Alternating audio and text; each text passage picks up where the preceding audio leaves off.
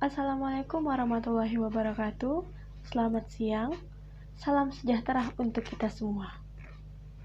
Baik, di sini saya akan mempresentasikan skripsi saya yang berjudul Pengembangan Lembar Kerja Peserta Didik atau LKPD dengan pendekatan STEAM pada materi matriks kelas 11 MIPA SMA MA. Sebelumnya, saya ingin berterima kasih kepada pembimbing dan penguji saya. Skripsi ini disusun oleh saya sendiri, yaitu Endah Areningsih dengan NIM 1703842020039. Baiklah, langsung saja. Pada skripsi ini terdapat 5 bab. Bab pertama yaitu pendahuluan, terdapat latar belakang. Latar belakang berawal dari perkembangan zaman. Kita sedang menghadapi revolusi industri 4.0 di mana generasi milenial dituntut untuk menguasai 10 skill.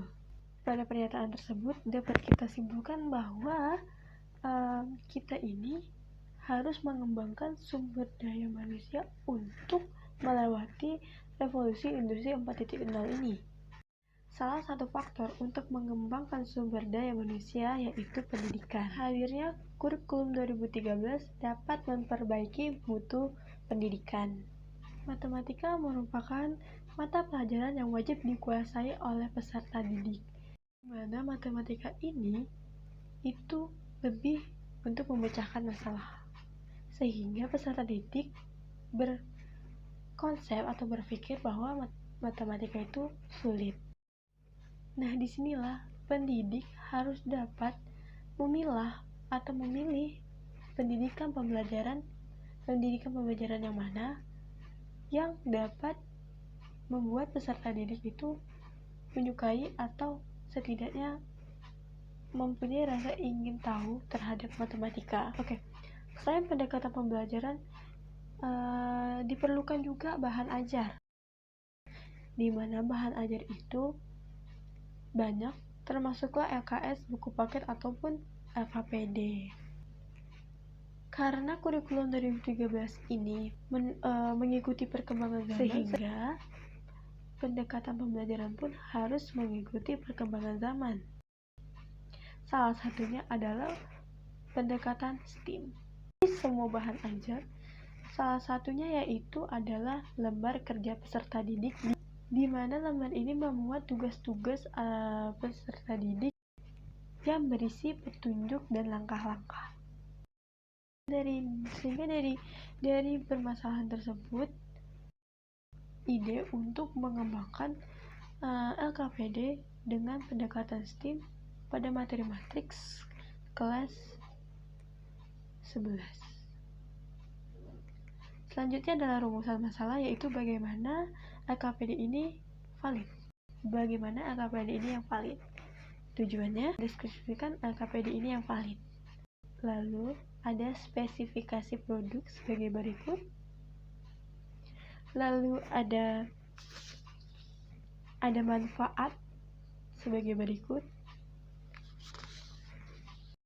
Ada asumsi dan keterbatasan penelitian sebagai berikut. Dan terakhir, ada definisi istilah sebagai berikut. Lalu kita lanjut masuk ke bab 2. Bab 2 terdiri dari landasan teori, penelitian yang relevan, keterkaitan antara LKPD, matriks, dan STEAM, dan terakhir adalah kerangka berpikir. Pada landasan teori terdapat penelitian dan pengembangan. Di sini memakai R&D. R&D mempunyai banyak model, di antaranya 4D dan AD. Lalu ada LKPD, yaitu lembaran-lembaran yang berisi tentang langkah-langkah pengerjaan tugas peserta didik. Lalu ada STEAM, yaitu pendekatan pembelajaran yang mana memadukan antara sains, teknologi, teknik, dan matematika pada satu pengalaman belajar siswa. Setelah itu, ada matriks. Matriks merupakan susunan baris dan kolom yang di antara kurung. Setelah itu, ada pengembangan LKPD dengan STEAM. Merupakan pengembangan bahan ajar berupa lembaran-lembaran yang berisi petunjuk untuk menyelesaikan tugas peserta didik dengan pendekatan STEAM. Pada penelitian relevan sebagai berikut.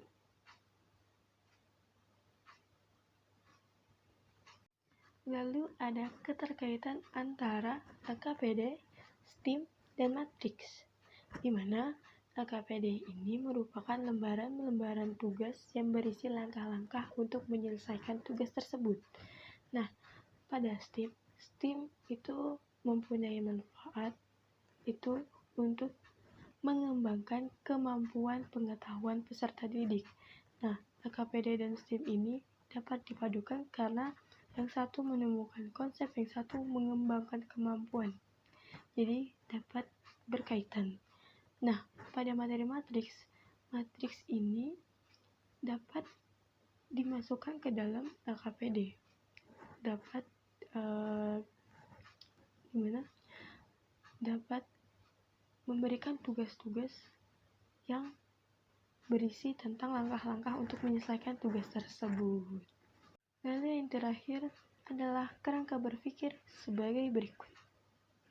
Bab 3 terdapat jenis penelitian, yaitu penelitian dan pengembangan, model penelitian yaitu 4D, jenis data yaitu kualitatif dan kuantitatif, lalu ada prosedur, terdapat 4 prosedur, tetapi karena gerak peneliti terbatas sehingga hanya 3 prosedur, yaitu pendefinisian, rancangan, dan pengembangan. Lalu ada uji coba. Gerakan peneliti itu sangat terbatas sehingga tidak ada diuji cobakan. Lalu terakhir instrumen. Itu ada validasi ahli materi dan validasi ahli media. Lalu ada teknik. Peneliti memakai MSR dengan bantuan Microsoft Excel. Baik. Selanjutnya adalah bab 4, hasil dan pembahasan. Hasil penelitian. Pengembangan ini memakai model 4D yang mengutamakan 3 langkah, yaitu pendefinisian, perancangan, dan pengembangan, di mana pada pendefinisian terdapat 5 analisis, yaitu analisis awal, akhir, analisis peserta didik, analisis tujuan, analisis tugas, analisis konsep, analisis tujuan pembelajaran. Nah, pada analisis awal akhir ini itu bertujuan untuk mencari masalah. Masalah apa yang kita hadapi? Ternyata masalahnya itu berkurangnya pendidik untuk mengembangkan bahan ajar. Jadi di sini peneliti ingin mengembangkan bahan ajar yang lebih baik lagi. Lalu ada karakteristik peserta didik, di mana kita melihat karakteristik peserta didik itu ternyata untuk belajar matematika itu menurut mereka sangat sulit. Nah, disinilah peneliti ingin mengajak peserta didik untuk berpikiran bahwa matematika itu tidak sulit. Nah, lalu yang ketiga adalah analisis konsep. Analisis konsep ini diambil dari kurikulum 2013. Lalu ada analisis tugas yang diambil dari KI dan KD. Nah, pada analisis tujuan pembelajaran diambil dari analisis tugas dan analisis konsep, sehingga dapatlah analisis tujuan pembelajaran. Lalu yang kedua adalah perancangan. Perancangan ini terdapat banyak. Terdapat 3. Yang pertama itu, pada perancangan terdapat 3, yaitu pemilihan media, pemilihan format, dan rancangan awal. Pada pemilihan media, peneliti memilih untuk memakai Microsoft Word 2010. Untuk format itu terdapat 3 bagian.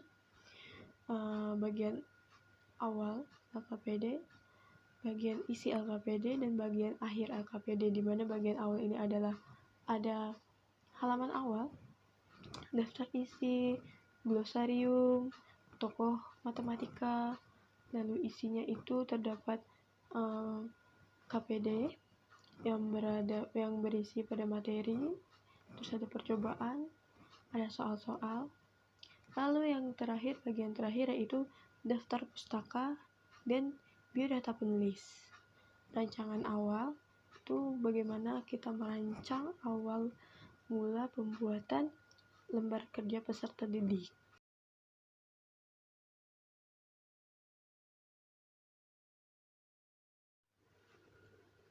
Yang terakhir pada bab 4, yaitu pembahasan, di mana penelitian pengembangan ini menghasilkan bahan ajar berupa lembar kerja peserta didik dengan pendekatan STEAM pada materi matriks kelas 11 MIPA.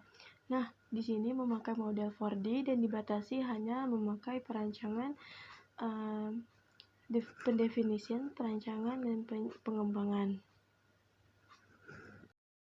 Dan yang terakhir ada bab 5, yaitu merupakan simpulan, implikasi, dan saran.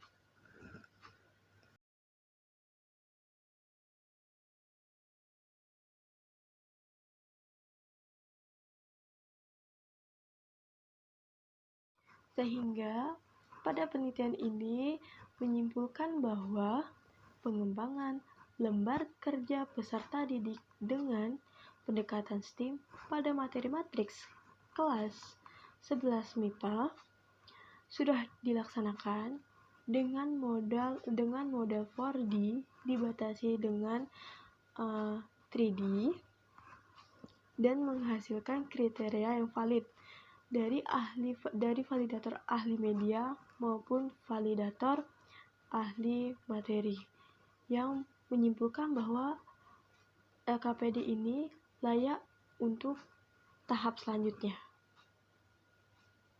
Baiklah, sekian dari presentasi saya. Terkurang terlebih saya mohon maaf. Wabillahi taufiq wal hidayah. Wassalamualaikum warahmatullahi wabarakatuh.